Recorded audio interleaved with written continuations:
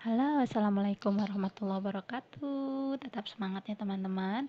Baik, kita akan membahas untuk mata kuliah testing dan implementasi sistem. Pada pertemuan ketiga ini, kita akan membahas tentang desain test case-nya ya, atau kasus yang akan diujikan itu sebaiknya bagaimana melakukan desainnya gitu ya. Baik, untuk materi pembelajaran kita antara lain adalah tentang definisi dari test case-nya, kemudian ada metode white box dan black box testing yang akan kita bahas. Kita mulai saja. Bahwasannya test case ini merupakan suatu tes yang dilakukan berdasarkan masukan maupun kondisi yang diberikan kepada sistem ya. Kemudian kita mengharapkan hasil yang seperti apa gitu ya. Nah, kegunaan dari test case ini antara lain kalau di dalam black box testing ya itu adalah untuk menentukan kesesuaian ya, kesesuaian komponen-komponen dan spesifikasi dari sistem tersebut. Kalau untuk white box ya ini adalah kesesuaian komponen terhadap desainnya ya. Jadi nanti akan ada perbedaan kalau misalkan white box itu adalah berdasarkan strukturnya dari sistem tersebut, sedangkan kalau white box itu berdasarkan lebih kepada fungsionalitas dari sistem tersebut ya, untuk kebutuhan penggunanya. Nah, bagaimana kita harus melakukan testing gitu ya, dalam hari ini desain tesnya. Jadi testing tidak dapat membuktikan kebenaran semua kemungkinan ya, seperti yang sudah kita bahas sebelumnya. Karena apa? Karena cukup kompleks dalam melakukan testing ini gitu ya, sehingga kita perlu menyaring mana sih kemungkinan terdekat dan logika yang dapat mewakili alur dari suatu program maupun sistem ya. Ya, yang pertama kita bahas yaitu white box testing. White box testing ini sering disebut sebagai glass box testing. Nah, ini biasanya berdasarkan kepada struktur kendali ya, struktur kendali dari sistem ataupun aplikasinya. Nah, bagaimana caranya? Dalam metode desain test case ini ya, dalam hal ini yang white box, itu kita perlu menentukan adanya path ya yang nanti akan dilakukan uji, kemudian logika keputusan yang ada ya di dalam struktur kendali tersebut ya, kemudian kemungkinan terjadinya loop ya untuk mengetahui batasan dari sistem yang diuji.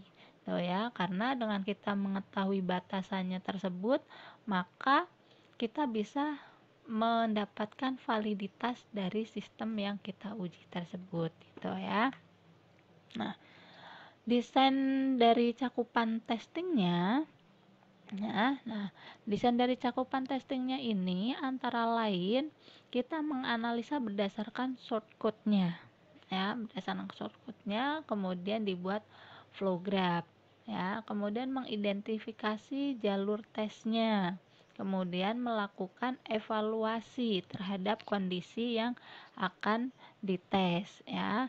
Nah, setelah itu semua tentu saja kita harus memberikan nilai yang akan diujikan agar apakah nilai yang dimasukkan ini akan menghasilkan output atau keluaran yang diharapkan gitu ya. Nah, dalam cakupan ini ya, dalam cakupan desain test ini kita akan membahas ada 3 untuk white box testing ya. Pada white box testing, teman-teman akan berkenalan dengan istilah pernyataan cabang dan jalur ya. Pernyataan atau kondisi ini teman-teman juga pastinya sudah tahu ya, kalau ada percabangan if, then, dan seterusnya. Nah, if diisi dengan pernyataan then akan menghasilkan hasil yang diharapkan, seharusnya logika dari program ini berjalan kemana gitu ya. Oke, baik. Pernyataan ya cabang dan jalur ini adalah salah satu yang digunakan dalam metode white box testing untuk membuat test case-nya ya. Alur logika apa sih? Alur logika itu adalah cara bagaimana program itu dijalankan ya, ketika dieksekusi dia akan mengarah kemana, nanti hasilnya akan seperti apa gitu ya. Jadi alur dari logika ini direpresentasikan menggunakan flow graph ya. Dalam whitebox testing, alur logika ini direpresentasikan atau digambarkan dalam sebuah flow graph gitu ya. Nah, ini adalah contohnya. Ini adalah contoh penggalan dari program misalnya ya. Nah, ini adalah contoh dari flow graph-nya ya. Jadi ini adalah source code dari program yang diadakan pada sebuah sistem atau aplikasi. Kemudian untuk whitebox testingnya ini adalah digambarkan dalam bentuk flow graph gitu ya. Nah, di sini bisa kita lihat teman-teman, di sini ada if, kemudian ada else ya. Nah, di sini if-nya adalah ada if pernyataan A, then dia akan membaca lagi if pernyataan B, then hasilnya adalah D. Ya, selain itu, jika bukan B, ya, bukan juga menghasilkan D, maka dari pernyataan B itu akan menghasilkan E. Gitu ya. Jika dari pernyataan ini bukan A dan bukan B, maka akan menghasilkan H gitu ya. Nah, ini kalau diterjemahkan adalah bahwa A itu sebagai sebuah node-nya akan mempunyai dua cabang ya. Karena dari A ini pilihannya nanti adalah B ya. Di sini pilihannya adalah B.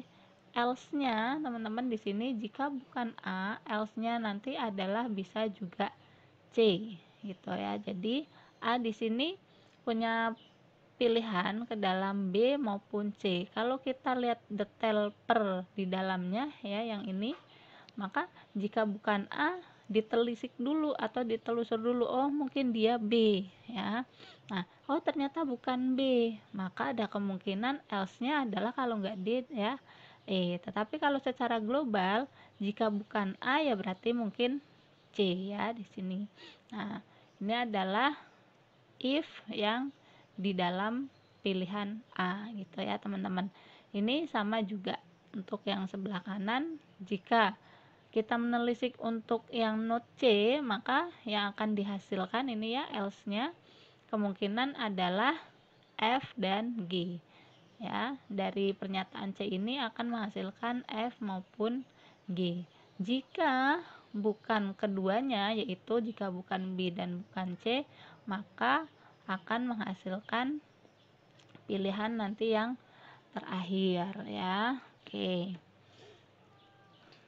itu adalah contohnya. Nah, dari yang whitebox ini ada beberapa istilah yaitu node atau titiknya, kemudian ada edge atau panah-panahnya, kemudian ada branch node yaitu titik dari cabang ya, di sini titik cabang.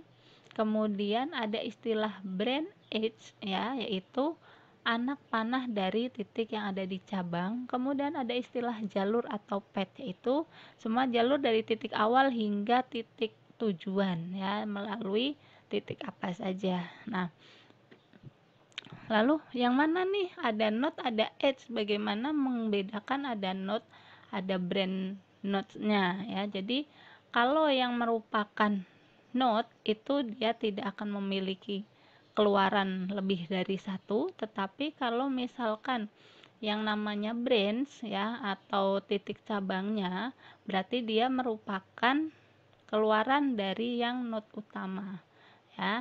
Contoh di sini A itu adalah node utama, B dan C ini disebut cabang karena dia merupakan keluaran dari node yang A ya.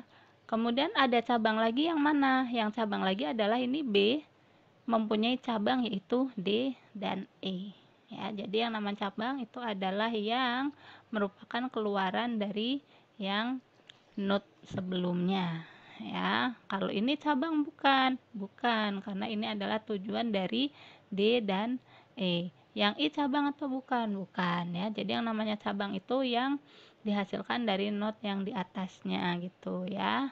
Oke, kita lanjut lagi.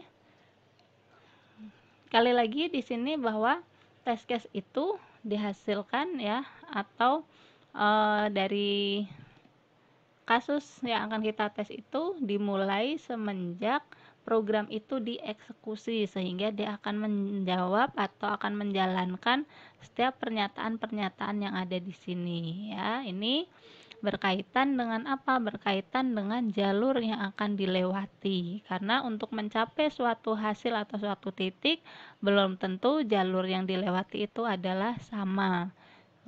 Terutama apabila programnya seperti ini mempunyai beberapa pilihan atau mempunyai beberapa kondisi gitu.